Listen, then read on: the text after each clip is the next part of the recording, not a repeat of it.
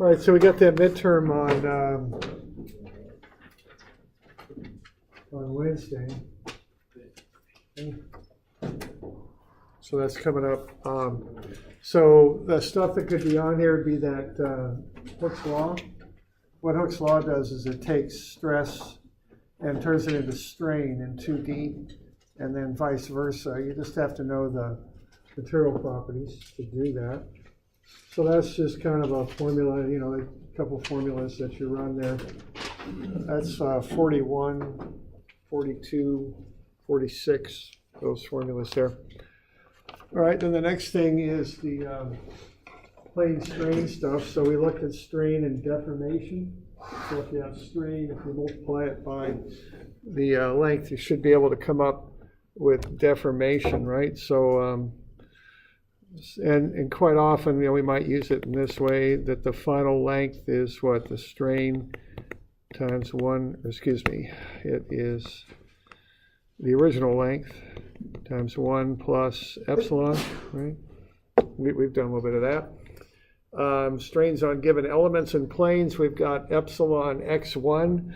So what epsilon x1 is how much this line here would lengthen, okay, divided by, so that's delta and L. So what epsilon is delta over L, basically. All right, and then we could also look at the shear strain. What the shear strain is the net change in the angle. So I guess we could call this, I want to be careful what I call this. Do I call it theta? Probably don't want to call it theta. Call that angle 2. And we'll call this here angle 1. Okay. All right, so what gamma x1, y1 is the difference between angle 1 and angle 2. So you just subtract them, okay? So gamma is the change in an angle at a given orientation. Okay, now what alpha is it's kind of related, but it's not the same thing. What alpha is one of the two sides of the angular change. So alpha is a rotation of a line, is what's going on there. So gamma x1, y1 is the change in an angle, whereas alpha is the rotation of a line.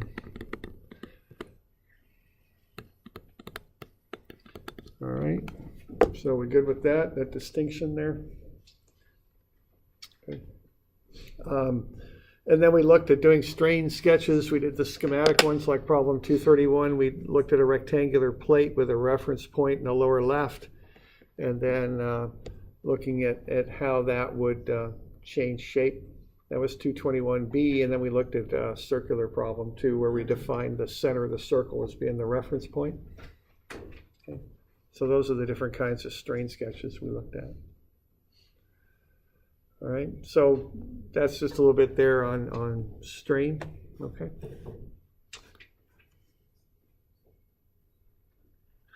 All right, so that's the beginning topics there. Let's see.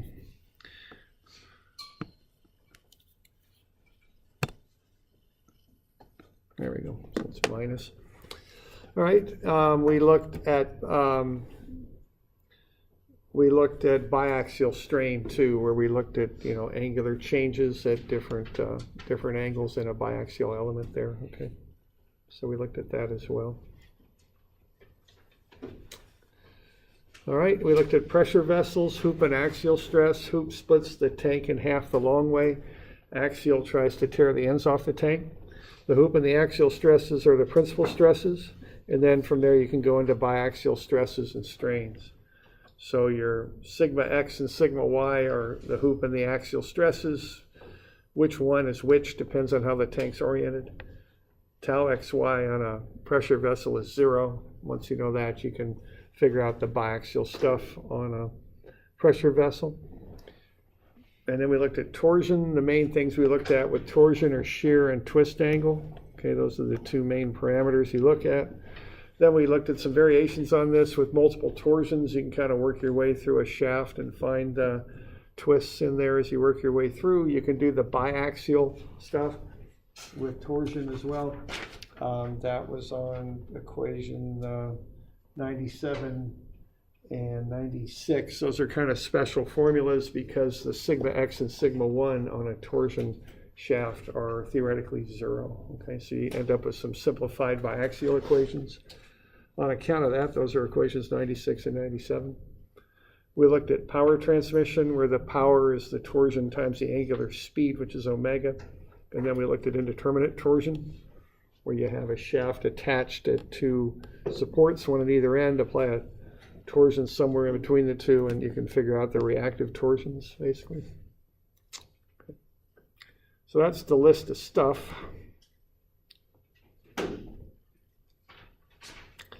All right, I got some review problems there. The first one, pretty straight up. You just find the moment of inertia, hollow shaft, so it's the outer radius to the 4 minus the inner radius to the 4 times pi over 2, and then just apply the two equations. Find the shear stress, TR over I.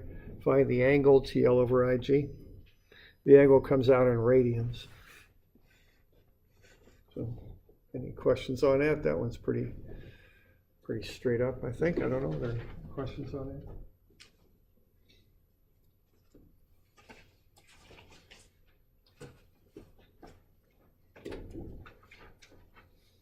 All right.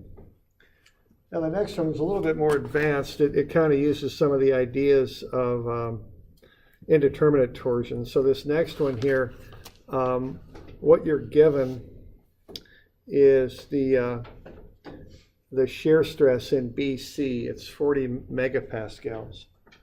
And what you want to do is work through the shaft and find what that applied torsion is at B. So the steps on that, there's a few of them. You kind of have to work through that. What you're going to do first is, based on that shear in BC, is find the torsion in BC. Once you've got the angle in BC, you would then, now you know the angle from A to B. So if you know the angle from A to B, you can find the torsion in A to B. And then you can add the two torsions together and get the total. That's kind of the idea with that one. Okay. So find the torsion in BC first, find the angle at B, which is, you can then find that angle going from A to B. Based on that, you can find the torsion in AB. And then you can add the torsion at A and C together and get the total that was applied in the middle. That's the process on that, okay? So it's not really indeterminate, but it has some of those indeterminate ideas in there. Okay.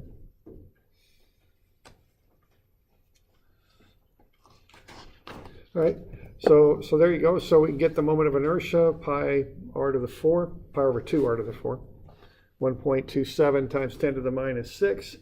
Once you've got that, you can find the torsion. It's the shear times I over r. So the torsion on the left is 1696. So that'd be doing this. Okay. Now there'll be another torsion coming back that way too. Okay. Now to get that, you want to find the angle going from C to B. Okay. And that'll be the torsion times the length, the 54 centimeters divided by I and divided by G. So that's 0.06 radians. Okay, so that's the angle. Now once you got the angle at B, you can also figure up that same angle working from A to B. Okay. So that would be the next step, would be to get that figured out. So the angle, okay, now, so you know that angle from A to B is 0.06 radians, and you know that the angular formula is C is TL over IG. Well, you've got the angle, you got the length, you got I, and you got G, so you can back solve for the torsion. All right, so you can run that equation and find the torsion from A to B. It's 1526. and then you know that the sum of the torsions is 0. So the two reactive torsions on either side, when added together, will get you the torsion in the middle, which is 3,222 Newton meters.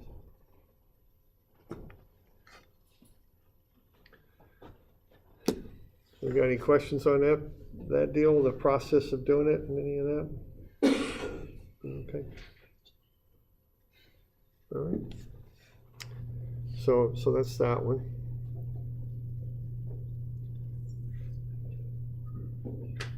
Okay. So that's a couple on torsion. Then we got one with a pressure vessel.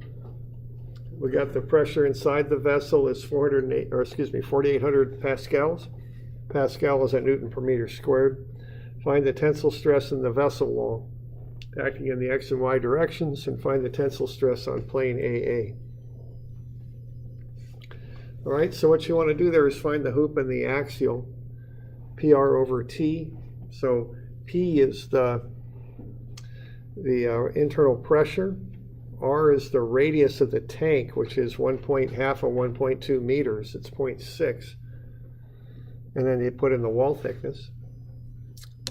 That'll get you the stress. Now that's the hoop stress, and what the hoop stress does is try and split the tank in half as though it's a pipe. Think of the hoop on a barrel, so that holds a barrel together. Okay, so that's 180,000.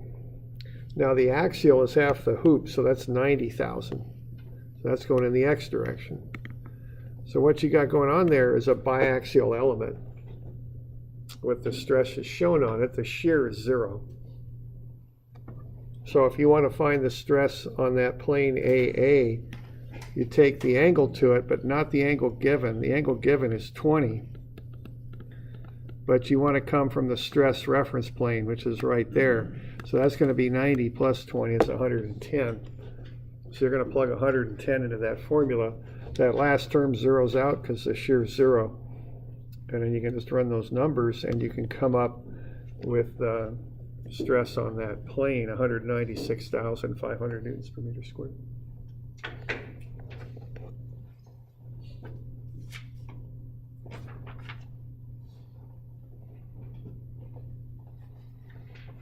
Yeah, question there. You can also make the angle just 70 degrees. You can use 70, but if you do that, you got to remember it's clockwise. Right. So it would be negative 70 is what you would put in. And the deal on this is if you use negative 70, this would become negative 140 when you double it. And see, negative 140 and 220, they're the same angle. So just remember to put the negative sign on there if you use 70, that's all, because it's clockwise. Okay.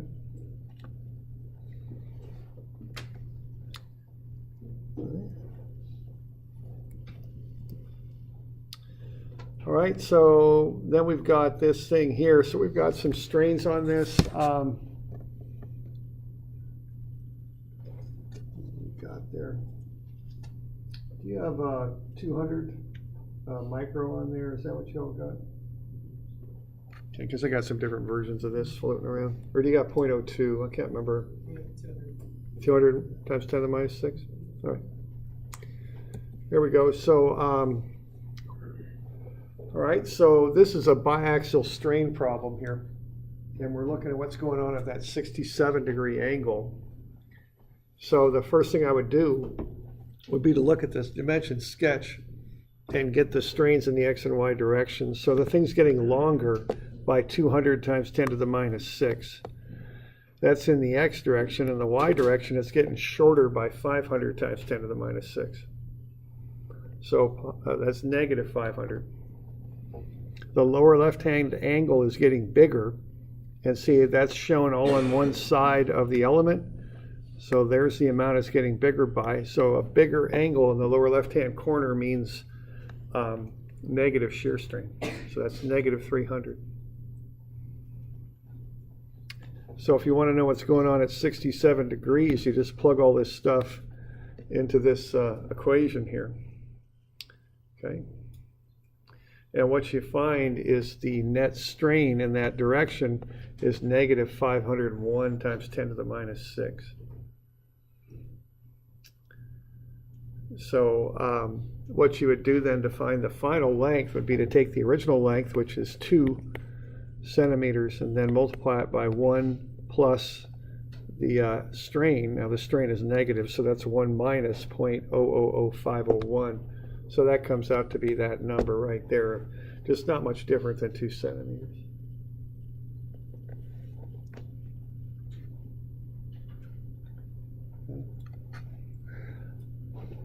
So we're doing all right with that. That's biaxial strain. Now the deal with strain is you use the angle with the horizontal on that. So with stress, it's the angle with the vertical. With strain, it's the angle with the horizontal.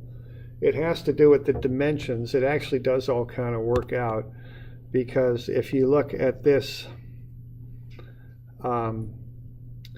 strain there, what's happening is AB, which is at 67 degrees, like that, it's going to get, well, actually it's a little bit shorter, isn't it? So originally AB's like that, B prime's going to move back here, okay? And that's 67 degrees. Well, if you were to go back to the stresses, the main causative stress that would cause that would be the stress on this plane right here, 67. And that, I would guess, would probably be a compressive stress, okay? So remember, the stress is a normal stress, which is normal to the plane. So that's why they reference these angles differently, so that the stress for sigma is 67 is the primary thing that causes the strain for 67. That way those angles match. That's why that's done, okay? Okay. Now, I don't know, if you're online, you might have had this version of it. I changed this a little bit, but what I handed out here in class, I think I handed out an old copy. So if you're online and downloaded the review, you might have had something that looked like this instead. It's very similar. I just made these strains bigger. I kept the ratio of them the same, but just made them bigger. So if you looked at, if that's what your thing looks like online, this is how that would have worked out. Okay, would have been different numbers, that's all, but just slightly different. The strain would have been very similar, just a factor of 10, or, well, actually, no, it is a little bit different. So different numbers there. So there you go. So there's the, if that might be what's online, I'm not sure. Okay, same process, same idea, just different numbers. All right. And then the last one here, okay, this is an example. Sometimes I've given problems this way, so I just wanted to alert you to that so that you're not surprised by it. What we've got here is, instead of actually calculating things, you're just giving me the equation you would use, and you'll notice on the formula sheet the equations are numbered, and then showing the sequence of how you would solve a problem. So that first one is find the normal strain in the x direction given the information you're given. All right, now you need the material properties to do that, because you're going to use Hooke's law, 41 or 42. So you need E and nu. You don't have nu, you're given E and G, so you'd have to find nu first, and that would be done with equation 9 on your formula sheet. Okay. And that's that equation that relates E, G, and nu together. That formula that I show up on the top in purple right up here. Okay. So if you use that formula, that's equation 9. If you input E and G, you can find nu. So the input is E and G, the output would be nu, which is Poisson's ratio. And then once you've got that, you can plug E, nu, sigma x, and sigma y, which are all given. You can put that into equation 41 and find epsilon x. And that's the strain in the x direction. Okay. So this is just a way of setting up a problem so that you can do it, without having to take the time to do all the calculations, and just show the process. So this is typically how I'd set that up. All right, the other one, I wanted to find the thickness of the plate after the loads are applied. So it starts in a similar way. You'd have to find nu. Then you'd use equation 43 and put in that E nu sigma x and sigma y and get the strain in the z direction. And then you could find the final thickness. There isn't a formula in the formula sheet to do that, so you could just write it out. Okay. So there's an example of that. You got any questions on that? Okay.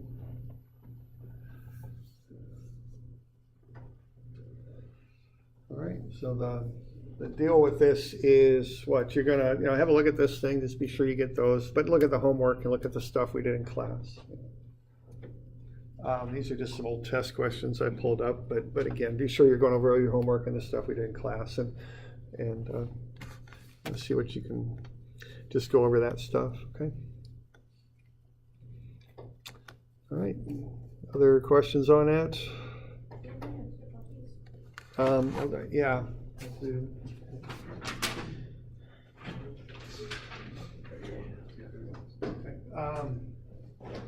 Let's see.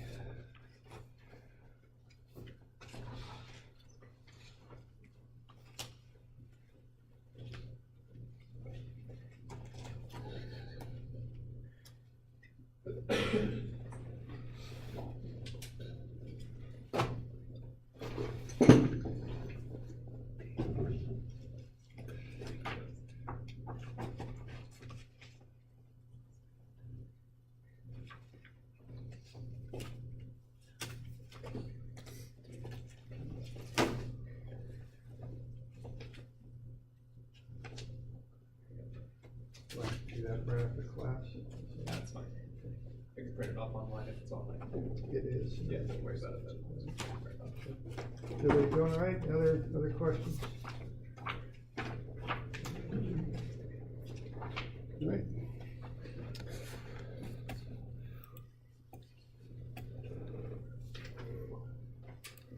All right, well, we'll kind of keep going here. If you have questions tomorrow, you can let me know too.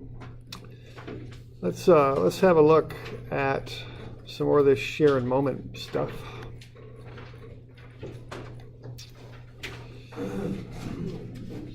So let's look at the back side of that handout that I gave you, or not the handout, the notes.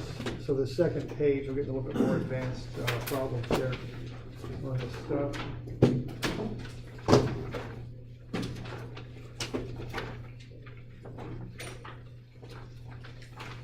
So we're on page 810, that's where we're at.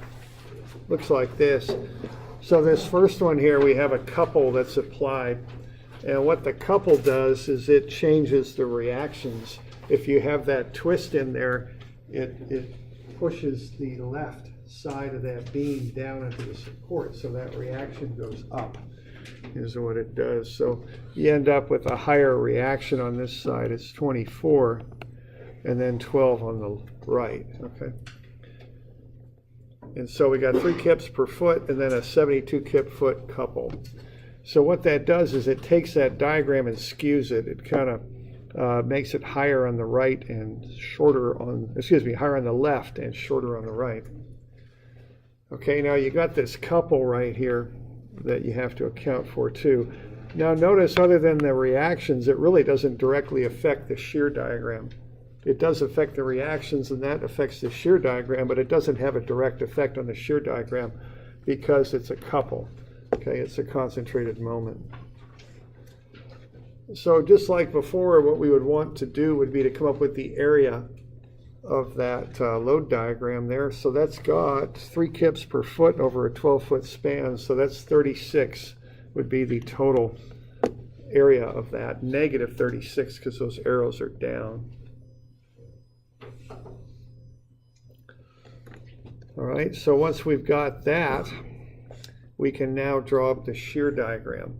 So we got a 24 reaction on the left. We go from 0 up to 24. Then we drop by 36. So we're down to negative 12, which is 24 minus 36.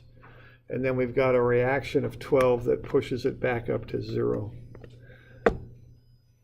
So that's very much like the shear diagram on the previous page in the middle there. It's just kind of skewed, made higher on the left and smaller on the right. That's all that's going on there.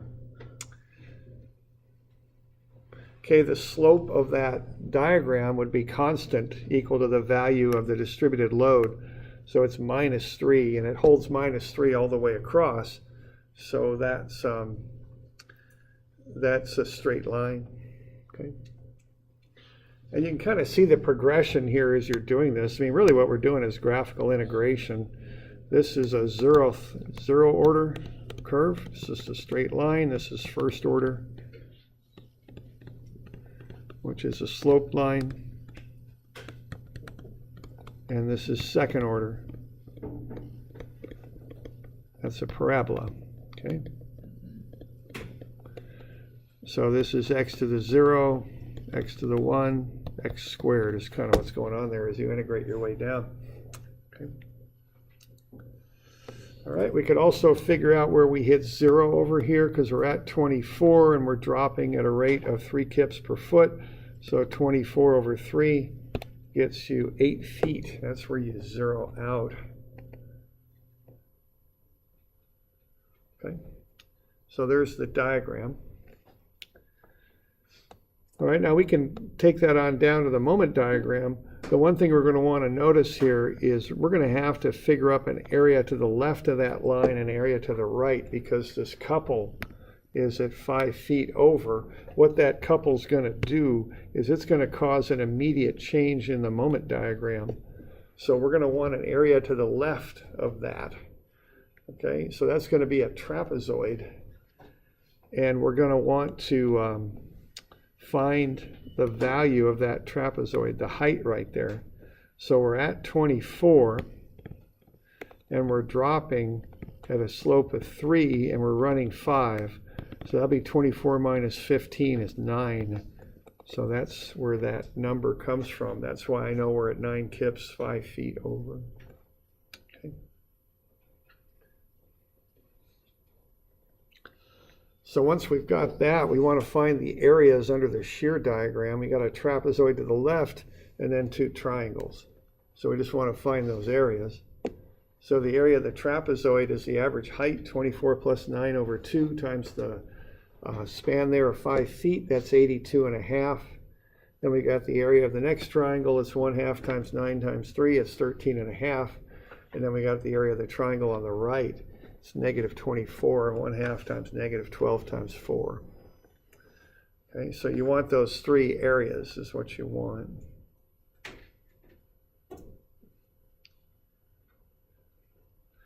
And then once we have those, what we can do there is chart the changes in the moment, which equal the area under the shear diagram.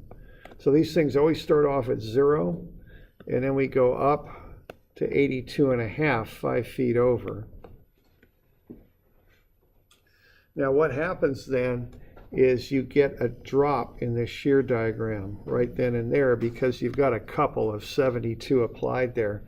Now what that 72 is, you look at that, that's counterclockwise, so it's positive. So it's coming around that way. Well, what the the moment's going to do immediately is react like that. That's a negative moment. So the reaction there is the negative of the applied 72. So you drop by 72. So the moment's up at 82.5. It drops by 72 down to 10.5. Okay. So you got to remember to turn those signs around when you got a couple. And if you've got a diagram and you make and something just doesn't close and it looks kind of out of whack, that's one thing that can happen. If you got a couple on there, you got to remember to turn the sign on it.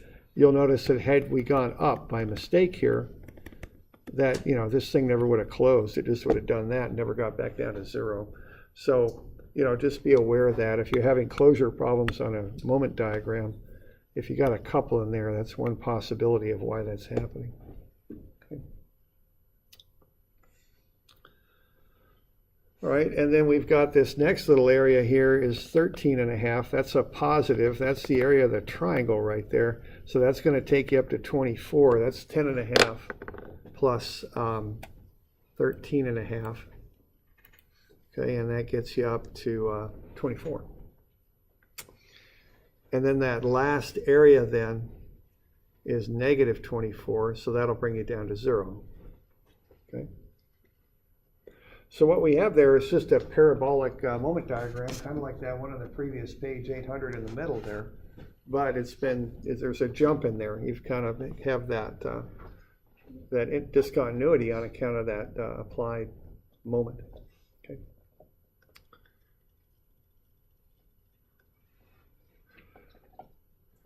So we doing all right with that? We got any questions?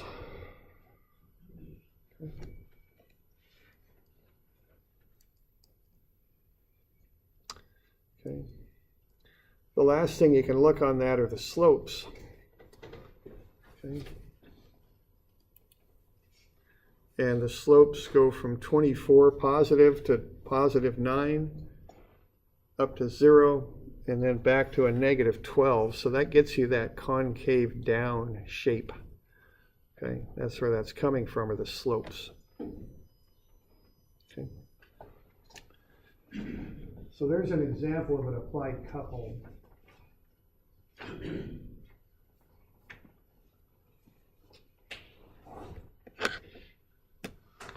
So we're doing all right with that? We got any questions? Yeah. Can you explain that 72 one more time? The 72? The 72? The 0.5 and 72. Yeah, the 72 is just on account of the couple right here. Oh. That's all. You just change the sign on it as well. Okay. All right.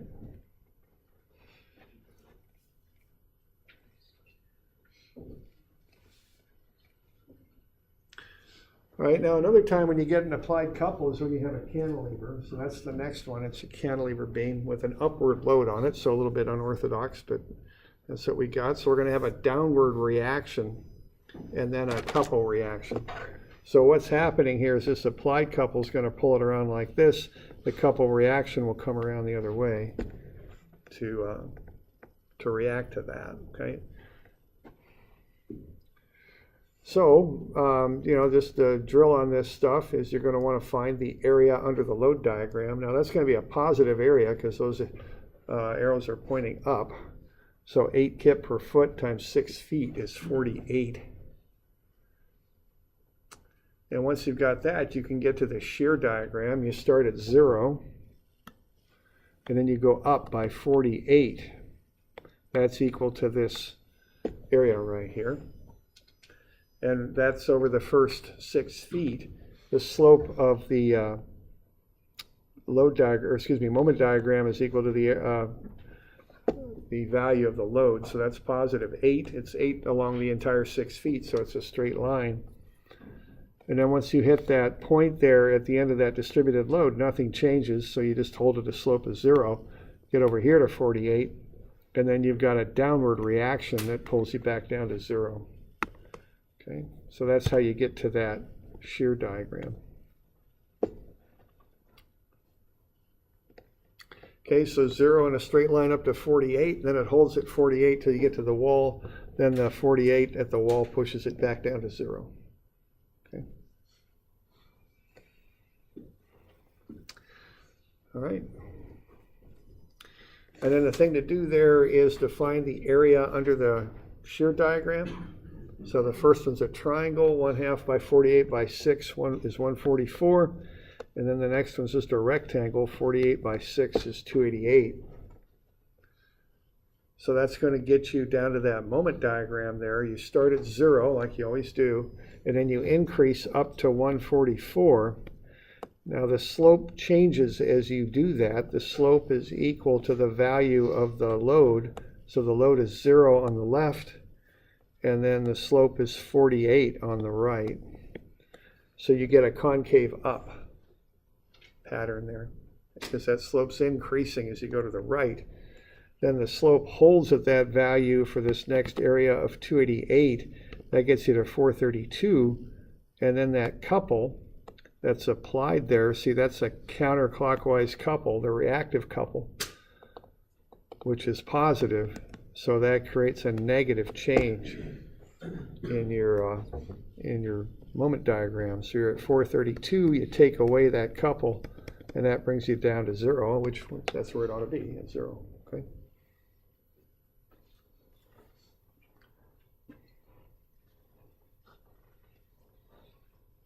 So we got any questions on that? So just remember to turn those signs around on those couples.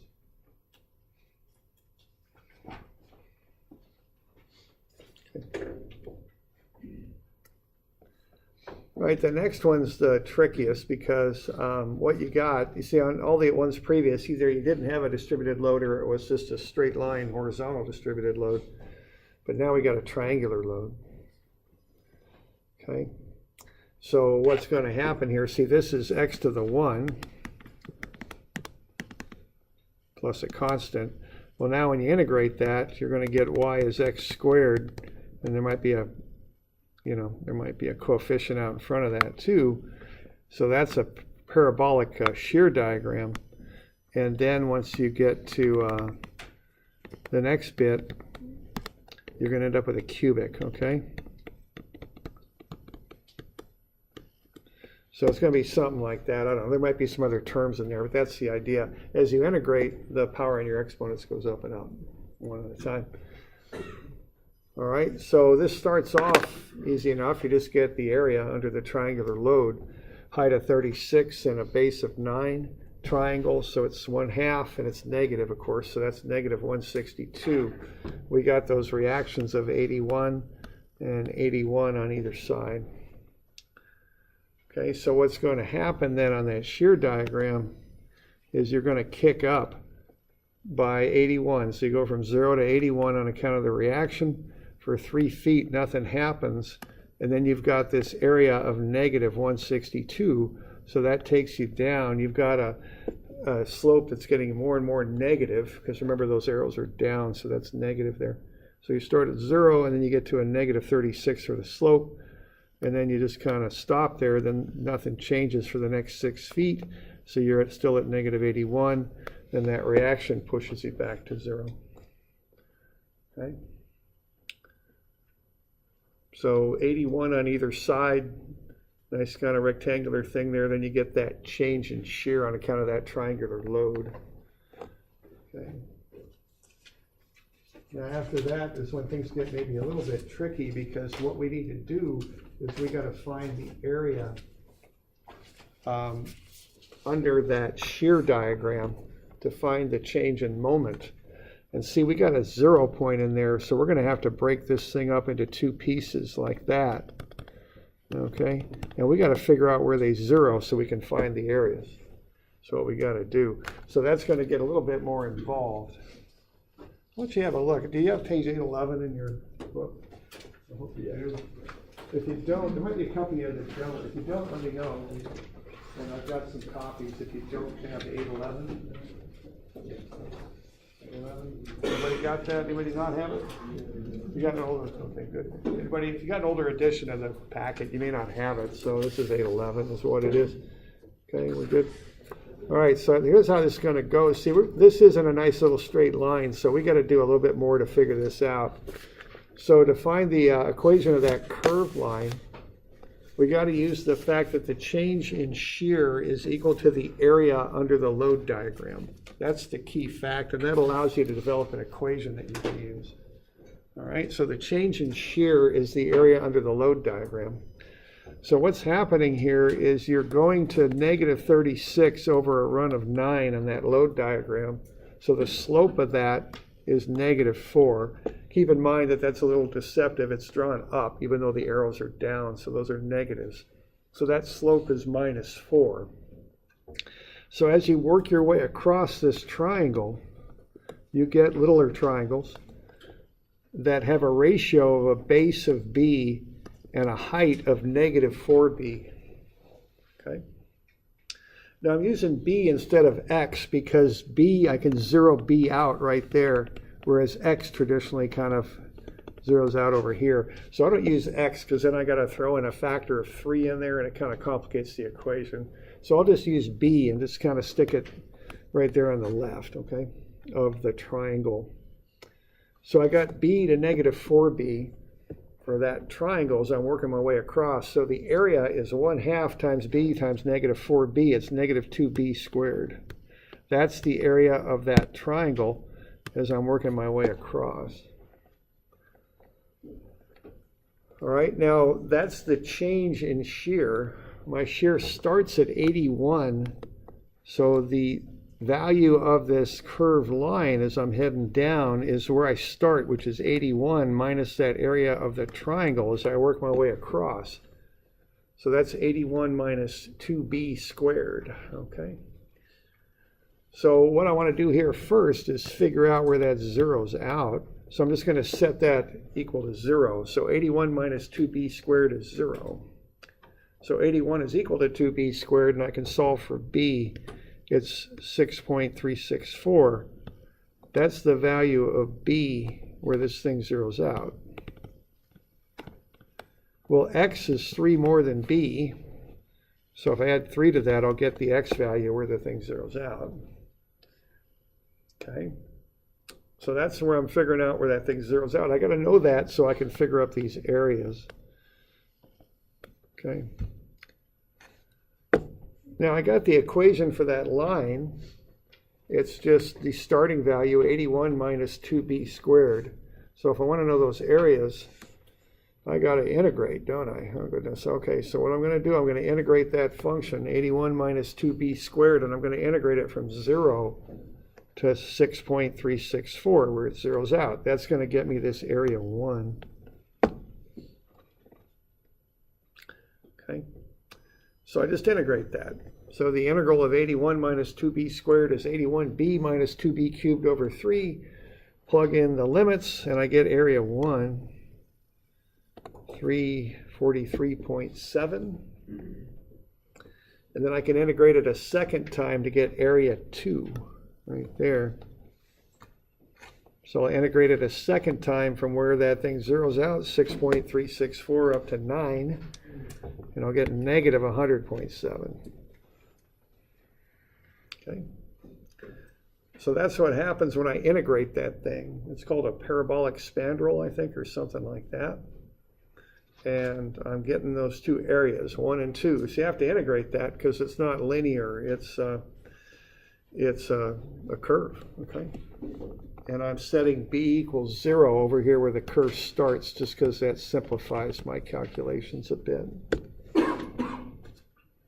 Okay, so I got that equation for the line. The starting value, 81, minus the increasing area of the triangular load, which is 2b squared. Integrate it out and plug in the limits. I get those two areas. Once I got the areas, and I get the areas of these two rectangles, 243 on the left, negative 486 on the right, I can go ahead and draw up the moment diagram. Start at 0, go in a straight line up to 243, and I get into a concave down curve that peaks at 243 plus the area of that parabolic spandrel on the left, the 343.7, 586.7.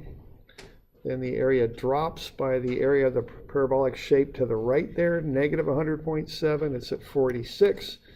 And then a straight line brings it back down. Okay. So sometimes we've got to use a little bit more advanced mathematics on these. What triggered all that was the fact that I started off with a triangular load diagram. That got me into higher order curves as I worked my way down and kind of forced me to use calculus. All right, so we'll kind of finish this stuff up tomorrow, and we'll keep going with that. Remember, we got our test on Wednesday, all right?